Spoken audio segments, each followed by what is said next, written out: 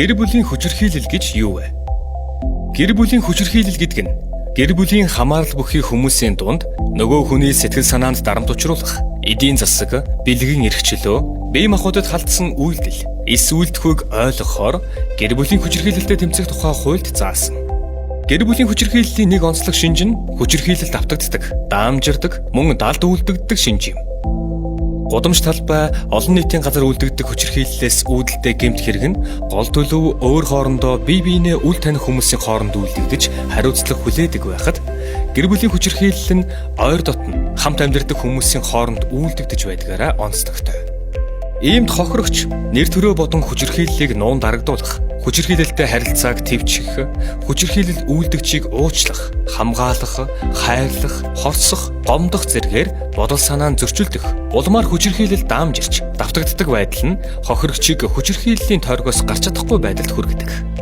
2017 оны нэгдсэн үндэсний байгууллагын хүн амын сан болон үндэсний статистикийн хорооны судалгаагаар хамтрагчтай байсан болон одоо хамтрагчтай байгаа эмэгтэйчүүдийн 57.9% бие махбодын, бэлгийн, сэтгэл санааны болон эдийн засгийн хүчирхийлэл, хянах зан үйл зэрэг хүчирхийллийн хэлбэрүүдээс аль нэгд нь юм уу эсвэл хэд хэдэн хэлбэрийн хүчирхийлэлд амьдралдаа өртсөн байна. Мөн тэдний 31.2% нь бие махбодын болон эсвэл бэлгийн хүчирхийлэлд амьдралдаа өртжээ.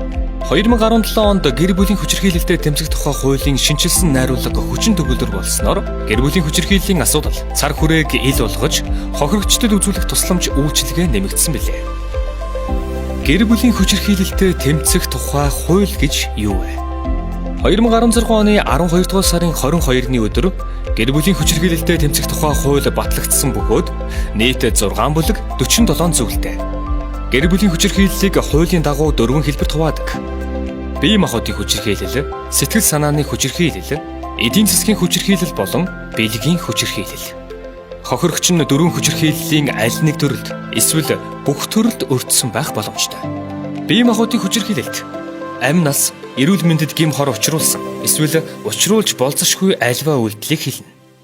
Сэтгэл санааны хүчирхийлэл гэдэг нь хүний хүсэл зорилгын эсрэг тодорхой үйлдэл хийх эсвэл хийхгүй байхыг албадах, үл хайхрах, гүтгэх, мөрдөн мөчгөх, занал хийлэх, бусадтай харилцахыг хязгаарлах, гутаан доромжлох болон бусад хэлбэрээр сэтгэл санааны шаналл үүсгэхийг хэлнэ.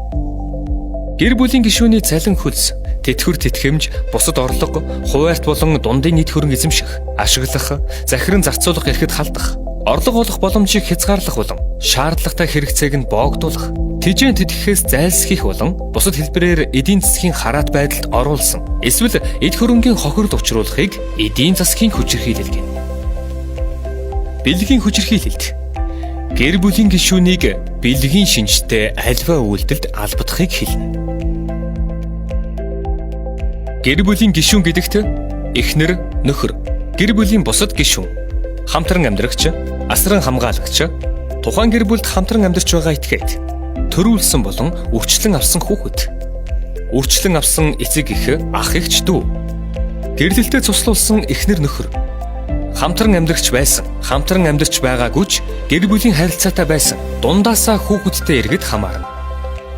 Хуулийн дагуу бүх шатны боловсролын байгууллагын багш, сургууль, нийгмийн ажилтан болон бусад ажилтан, эрүүл мэнд, нийгмийн, хүүхэд, гэр бүлийн асуудал хариуцсан ажилтан, сум, дүүрэг, баг, хорооны албан тушаалтан болон төрийн албан хаагч, төрийн үйлчилгээг гэрээгээр гүйцэтгэж байгаа байгууллагын ажилтан нь гэр бүлийн хүчирхийлэлд үйлдэгдсэн эсвэл үйлдэгдэж болзошгүй нөхцөл байдлын талаар мэдсэн болоо цагдаа, сум, багийн засаг даргад мэдүүлэх үүрэгтэй бөгөөд мэдээллийг амаар, бичгээр, утсаар, цахим хэлбэрээр өгч болох бөгөөд мэдээлэгчийн талаарх мэдээллийг нууцлана.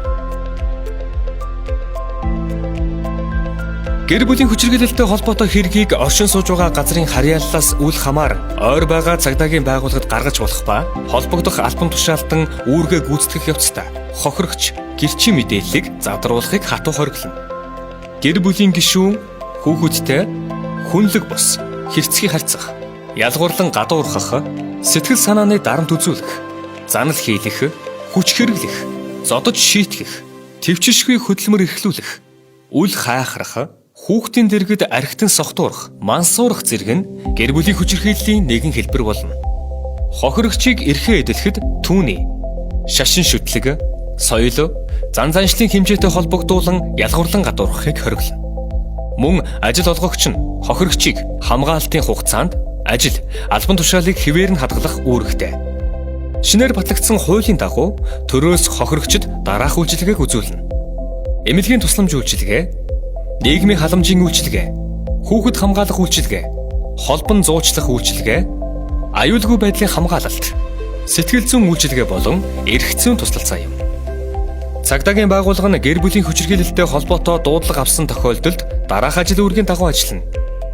Үүнд мэдээллийг хүлээн авмагцаа таслан зогсоох, орон байранд нэвтрэх, гэр бүлийн гишүүдийн аюулгүй байдлыг шалгах, аюулын зэргийг үнэлэх, шаардлагатай тохиолдолд баривчлах, гэмт зэвсэг, зэвсгийн чанартай зүйлийг хурааж авах, хүчирхийлэл үйлдэгчид шаардлага тавих, эсэргүүцсэн тохиолдолд албадлах хэрэглэх, хохирогчийг нэг цагийн үйлчилгээ, түр хамгаалах байранд хүргэх, шаардлагатай бичиг баримт, эд зүйлсийг гэрээсээ авчрахад нь туслах. Гэр бүлийн хүчирхийлэл бол гэмт хэрэг тул гэр бүлийн хүчирхийлэлтэд тэмцэх тухай хуулийг зөрчсөн хүн хуулийн этгээдийг зөрчлийн тухай хууль болон эрүүгийн хууль заасны дагуу хариуцлага хүлээлгэнэ. Хоёр хуулийн дагуу хариуцлага хүлээлгэх бөгөөд зөрчлийн тухай хуулиар 7-оос 30 хоногийн хугацаанд баривчлах шийтгэл оногдуулах бол эрүүгийн хуулиар 1-ээс 6 сар хүртэлх хугацаагаар баривчлах болон 2 жил хүртэлх хугацаагаар хорин. Хүчирхийллийг 102, 107, 108 дугаарт мэдээлье.